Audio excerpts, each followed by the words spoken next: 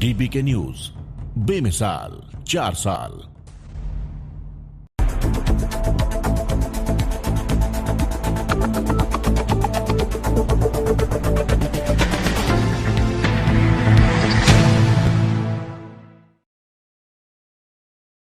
नमस्कार, DPK news में आप सभी का स्वागत है। मैं हूं आपके साथ आरवी सिंह और आप देख रहे हैं राजस्थान बुलेटिन की शुरुआत करने से पहले एक नजर हेडलाइंस की ओर।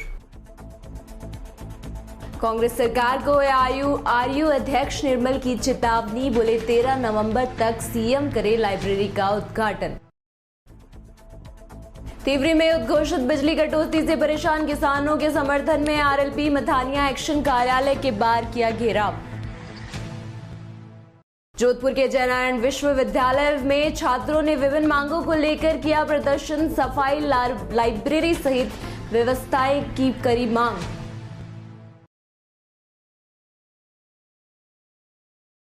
और खबरें विस्तार से।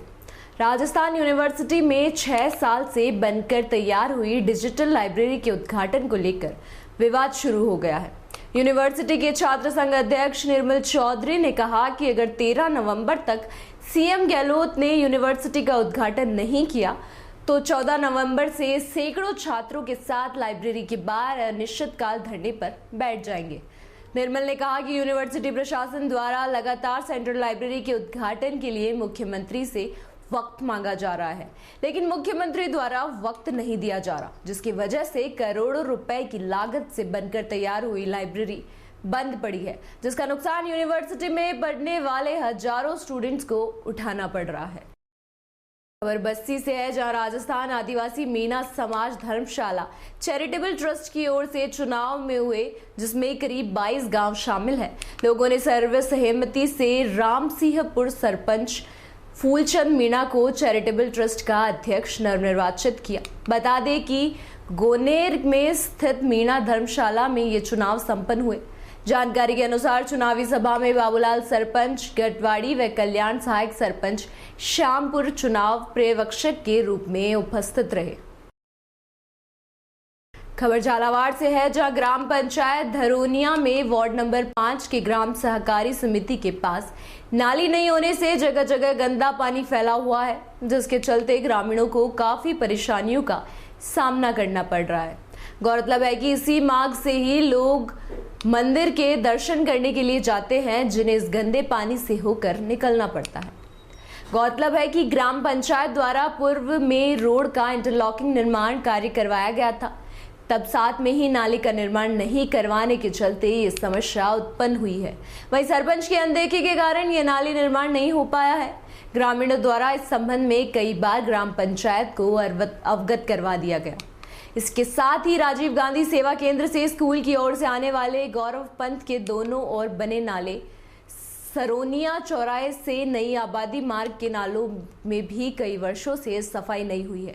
ग्रामीण भैरू तेजरा ने बताया कि कब्रिस्तान के पास नियमित सफाई नहीं होने से गंदगी का बार लगा हुआ है, लेकिन इस ओर ग्राम पंचायत का कोई ध्यान नहीं है।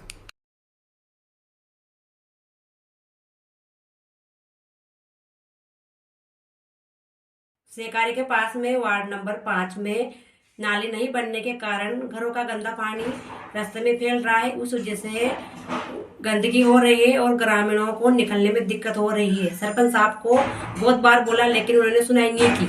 खबर सिवाना से है, जहां कस्बे के मोकलसर रोड पर आज HDFC बैंक का उद्घाटन हुआ। ग्राहकों की मांग पर सिवाना शाखा का उद्घाटन संत गोपाल राम महाराज के पावन सानिध्य में रिको निदेशक सुनील परिहार, उपखंड अधिकारी दिनेश बिश्नोई और प्रधान मुकेश सिंह राजपुरोहित आदि लोग भी उपस्थित रहे। ब्रांच मैनेजर शिवम गुप्ता ने लोगों का अभिनंदन व्यक्त किया। इसी दौरान बैंक के सभी कर्मचारी व नगरवासी उपस्थित रहे। खबर तिवरी से है, जहां राष्ट्रीय लोकतांत्रिक पार्टी आरएलपी ने किसानों के समर्थन में मथानिया एक्शन कार्यालय पर घेराव कर लिया। राजस्थान सरकार के खिलाफ जमकर किया विरोध प्रदर्शन। विद्युत विभाग के सहायक अभियंता को विभिन्न मांगों को लेकर दिया ज्ञापन। आरएलपी के नेता डॉक्टर श्रवण चौधरी ने कहा कि आज तो हम लोगों ने सिर्फ एक सांकेतिक धरना प्रदर्शन किया है, समय रहते राजस्थान सरकार किसानों की मांग पूरी नहीं की तो राष्ट्रीय लोकतांत्रिक पार्टी आरएलपी किसानों के हित में बहुत बड़ा आंदोलन करने की चेतावनी दे रही है। जोधपुर शहर से है, जहां आज सुबह जयनारायण व्यास विश्वविद्यालय नया परिसर में छात्रों ने अपनी विभिन्न मांगों को लेकर प्रदर्शन किया। छात्रों के एक प्रतिनिधिमंडल ने विश्वविद्यालय प्रशासन को ज्ञापन दिया। इसी दौरान पुलिस का माकूल बंदोबस्त भी किया गया। छात्र संघ अध्यक्ष अरविंद सिंह भाटी के नेतृत्व में बड़ी संख्या में छात्रों ने प्रदर्शन किया और अपनी मांगे विश्वविद्यालय प्रशासन के सामने रखी। छात्रों ने बताया कि सरकार के आदेश के बाद 180 कर्मचारियों को हटाया जा रहा है, जबकि विश्वविद्यालय में प्राइवेट और रेगुलर छात्रों की संख्या 1.5 लाख से अधिक होती है। इसके चलते असर विश्वविद्यालय की कार्यप्रणाली पर पड़ेगा। हेड ऑफिस के कुछ कार्यालय दूसरी मंजिल पे होने के चलते अधिकांश छात्र छात्राओं को काफी परेशानी का सामना करना पड़ रहा है। माइग्रेशन और मार्कशीट लेने वाले छात्रों के लिए बैठने की उचित व्यवस्था नहीं है। 5 से 6 घंटे के बाद माइग्रेशन मिलता है। विश्वविद्यालय के दोनों स्कूलों में व्यवस्था बेहतर की जाए। विधि संकाय की 4 दीवारी बनाई जाए। विश्वविद्यालय के कैंपस में गर्ल्स हॉस्टल के सभी परिसरों पर 4 दीवारी का निर्माण कर सीसीटीवी कैमरे लगवाए जाए।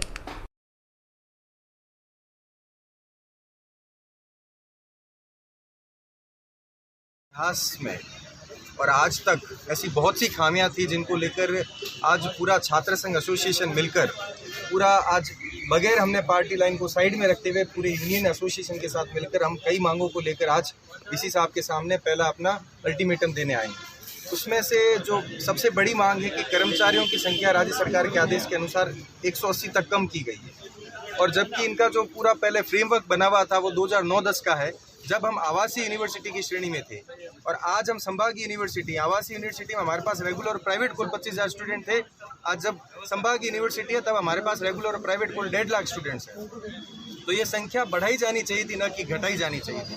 दूसरी बात है कि यहाँ पर जो पब्लिक डीलिंग का काम है वो ऊपर क्यों होता है, और दिव्यांग बंधुओं के लिए कोई सेवा, कोई सहायता की कोई यहाँ पर व्यवस्था नहीं है।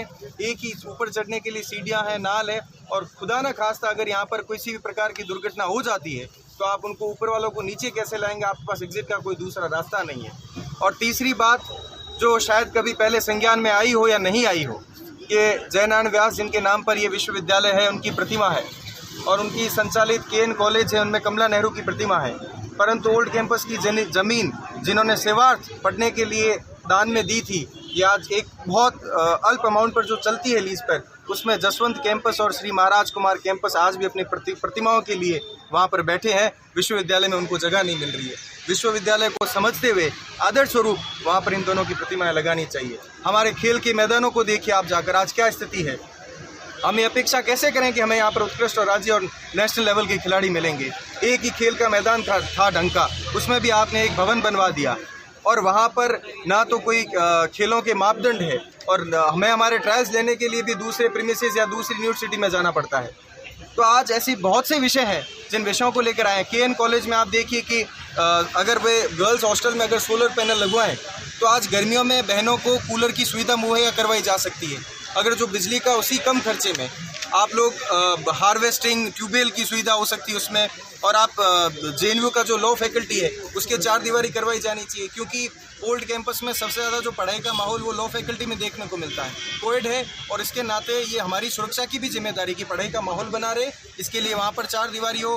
न्यू कैंपस में विविध जोन ने आज से 100 वर्षों की दूरदर्शिता देखते हुए आज वहाँ पर उन्होंने वो ज़मीन अलॉट करवाई थी 800 बीघा। हम 50-60 सालों में थक गए और उस ज़मीन को बेचने में लगे हुए हैं। हमारा खुद का कोई हमें उन मानचित्र भी। खबर जोधपुर शहर से है। शहर के मां मंदिर थाना क्षेत्र में मामूली विवाद के बाद युवक की हत्या का मामले सामने आया है। परिजनों ने शव मोर्चरी में रखवा दिया। परिजनों ने शव उठाने से मना करते हुए आरोपियों को गिरफ्तार करने की मांग करी है। दरअसल मां मंदिर थाना क्षेत्र में चारण सभा भवन में आयोजित एक शादी समारोह से रोहन पंडित उर्फ रोनी लौट रहा था। इसी दौरान रातानाडा क्षेत्र में रहने वाले साहिल और कुछ अन्य लड़कों ने उस पर हमला कर दिया। रोहन के सर पर गंभीर चोट आई, जिसके चलते उसे अस्पताल लाया गया, जहां डॉक्टरों ने उसे मृत घोषित कर दिया। परिजनों ने सुबह शव को उठाने से मना करते हुए आरोपियों की गिरफ्तारी की मांग की। वहीं बताया जा रहा है कि महामंदिर थाना पुलिस ने कुछ लोगों को दस्तयाब भी कर दिया है।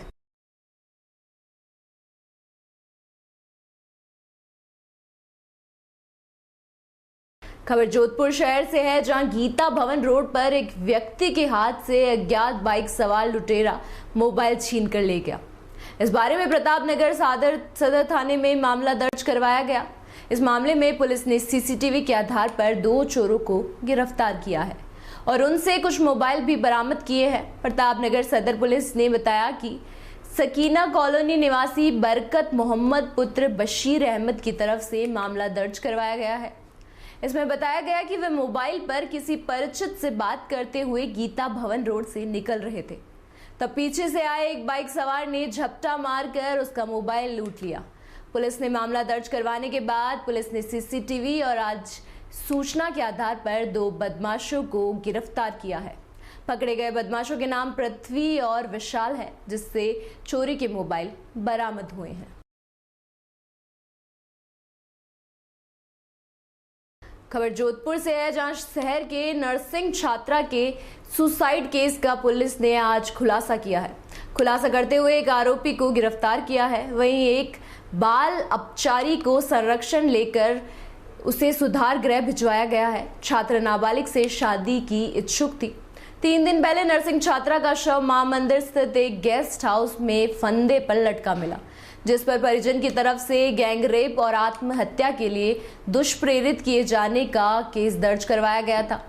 एसीपी लाभूराम चौधरी ने बताया कि नर्सिंग छात्रा से गैंग रेप केस में एक आरोपी मेड़ता सिटी के सिराधना हाल रूपनगर नांदड़ी निवासी मनीष पुत्र उमगाराम प्रजापत को गिरफ्तार कर लिया गया है। अब तक जानकारी से सामने आया है कि नर्सिंग छात्रा नाबालिग से शादी की इच्छुक थी। उसके नाबालिग के साथ मनीष से भी दोस्ती थी। वक्त घटना पूर्व छात्रा ने मनीष को गेस्ट हाउस पर बुलाया, जहां पर मनीष ने रेप किया। बाद में नाबालिग को भी बुलाया गया, जिससे भी छात्रा से रेप किया। अगले दिन छात्रा ने नाबालिग को बुलाया, मगर वो नहीं आई और छात्रा ने फंदा लगाकर खुदकुशी कर ली। एसीपी केंद्रीय लाभूराम ने बताया कि प्रकरण में आरोपी मनीष को गिरफ्तार कर कोर्ट में पेश कर न्यायिक अभीक्षता में भेज दिया गया है, जबकि नाबालिग को सुधार गृह भिजवा दिया गया है। मृतका और नाबालिग की आपसी रिश्तेदारी भी सामने आई है। फिलहाल इस बुलेटिन में इतना ही। देखते रहिए DPK न्यूज। नमस्कार।